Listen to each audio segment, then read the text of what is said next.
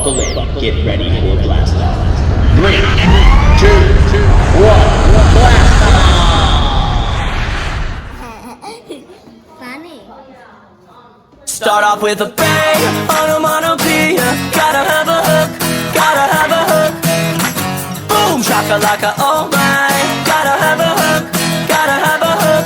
And now that I've got your attention, you see how I hooked you in. You're interested, engaged in the book or the story. Maybe even worried, is our character okay? You will never find out unless you live through every word on every page. Every single good book has an opening that starts out with a bang, onomatopoeia. Gotta have a hook, gotta have a hook.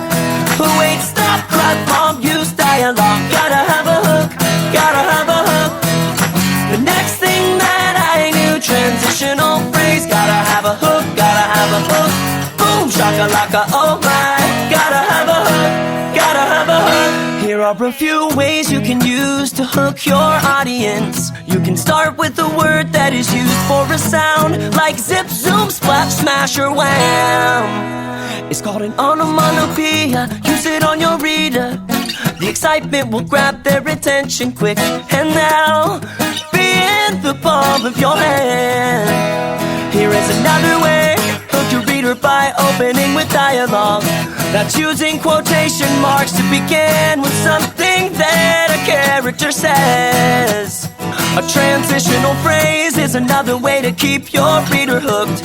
A sentence that keeps your story flowing, that often has words like next, last, or then. Start off with a bang, onomatopoeia. Gotta have a hook, gotta have a hook. Wait, stop, clap, mom, use dialogue. Gotta have a hook, gotta have a hook.